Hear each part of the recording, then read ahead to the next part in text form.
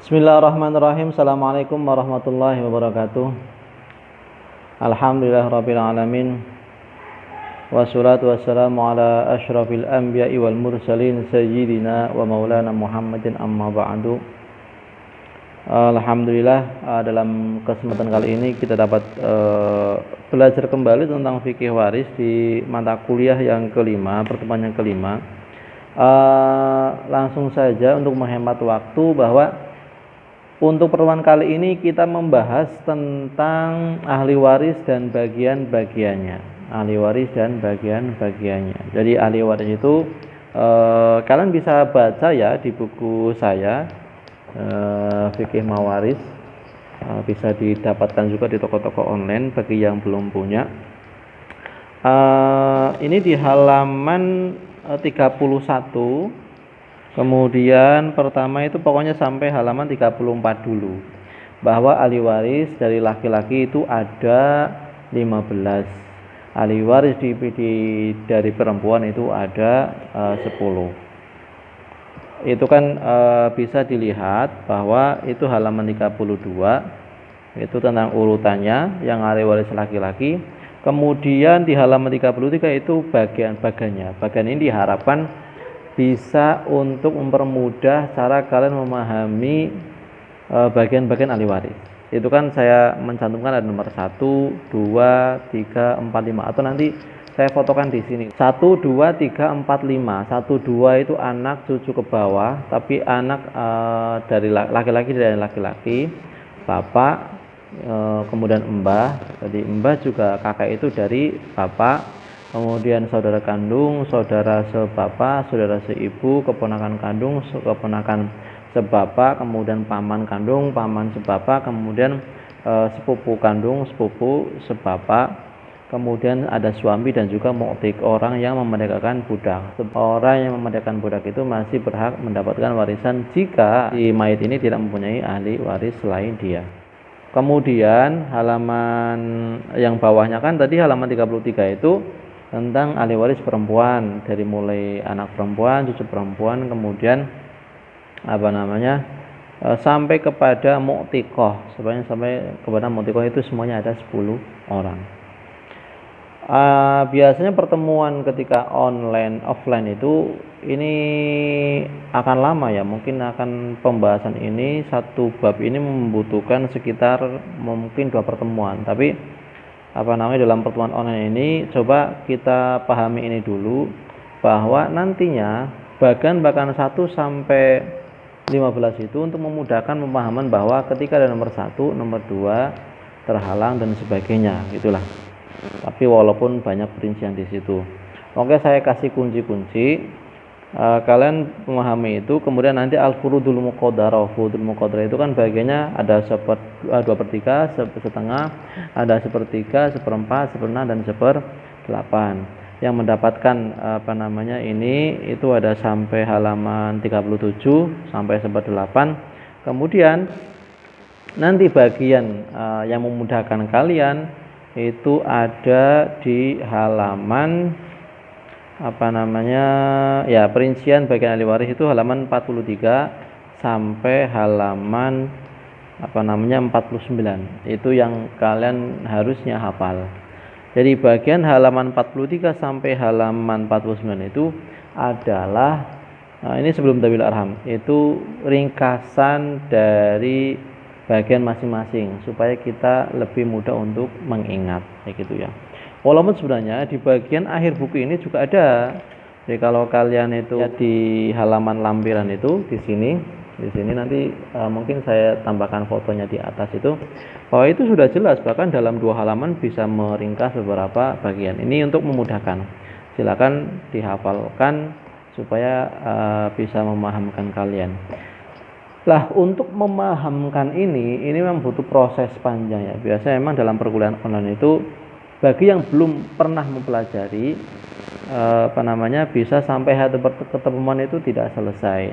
Tapi bagi yang sudah ya alhamdulillah, sambil mengingat, sambil menambah pengetahuan dan diskusi dengan teman-teman. Maka saya akan berikan kiat-kiat untuk memahami bagian-bagian waris. Ini kiat-kiatnya supaya kalian bisa cepat memahami gitu ya. Sebagaimana yang saya lakukan. Pertama adalah perlu diperhatikan semua ahli waris perempuan itu sebagai zawil furud. Semua ahli waris perempuan sebagai zawil furud, orang yang mempunyai bagian tertentu kecuali mu'tiqah. Itu semuanya zawil furud.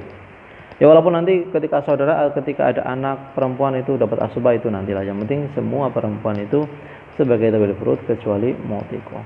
Kemudian semua ahli waris laki-laki sebagai asobah, kebalikannya sang perempuan. Jadi ahli waris laki-laki sebagai asobah mendapatkan bagian sisa kecuali suami dan saudara laki-laki seibu. Itu bagiannya sudah ditentukan dalam Al-Quran. Kemudian itu yang kedua. Yang ketiga, untuk memahamkan lagi bahwa bagian perempuan, yang dimaksud bagian perempuan itu adalah anak perempuan dan cucu perempuan, saudara perempuan kandung dan saudara perempuan sebapak. Ingat, anak perempuan, cucu perempuan, saudara perempuan kandung, saudara perempuan sebapak. Nah, coba nanti saya sampaikan di sini insya Allah. Coba kalau saya bisa mengeditnya nanti bisa saya sampaikan bahwa kalau anak-anak ini, kalau orang-orang ini itu sendirian, maka mereka dapat setengah, hanya seorang. Tapi kalau 2 orang atau lebih, maka dapat 2/3. Bagian maksimal perempuan yang ini itu 2/3.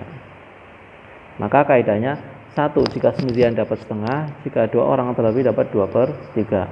Dan jika anak perempuan itu hanya seorang dan ada cucu perempuan, maka cucu perempuannya dapat 1/6 untuk melengkapi bagian 2/3.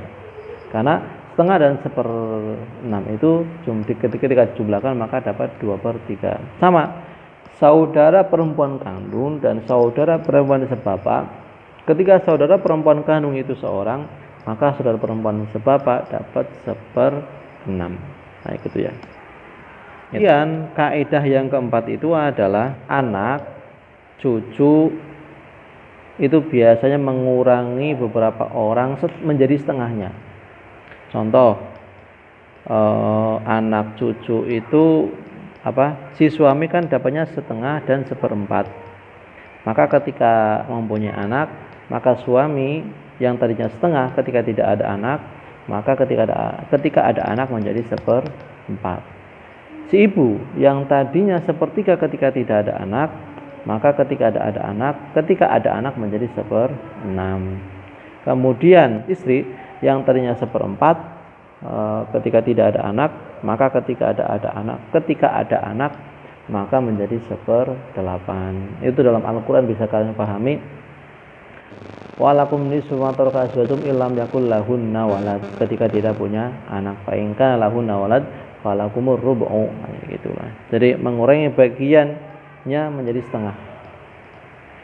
Kemudian bagian suami istri kan laki-laki perempuannya. Suami dan istri kan laki-laki dan perempuan. Maka bagian istri itu setengahnya bagiannya suami. Contoh, si suami ketika tidak ada anak setengah, si istri ketika tidak ada anak 1/4. Suami ketika ada anak 1/4, istri ketika ada anak menjadi 1/8. Itu kaidah nomor 5. Kemudian kaidah yang nomor 6 itu adalah bagian laki-laki 2 kali bagiannya perempuan. Itu supaya mengingatkan pemahaman bahwa bagian-bagian itu pokoknya biasanya laki-laki bagian perempuan. Tapi kan sederajat ya. Anak laki-laki, anak perempuan. Cucu laki-laki, cucu perempuan. Nah, itu. Tapi ketika laki-laki beda orang, ya beda lagi. Anak dengan bapak, ya beda ya. Kemudian tadi kan di awal saya menyampaikan dalam buku saya itu ada nomor 1 sampai dengan nomor 1 namanya 10. Maka ketika ada nomor yang rendah, nomor 1, nomor 2 terhalang dan seterusnya. Itu kaidah umum.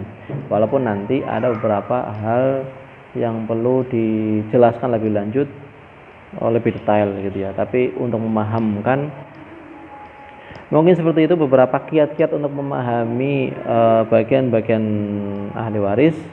Semoga dapat dipahami dengan baik, supaya kita nanti bisa menghitung dengan baik. Seperti itu.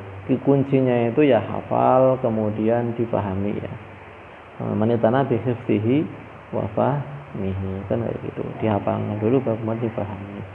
Kalau sudah hafal, pahamnya lebih mudah. Kalau paham dulu, ya biasanya kadang nanti lupa.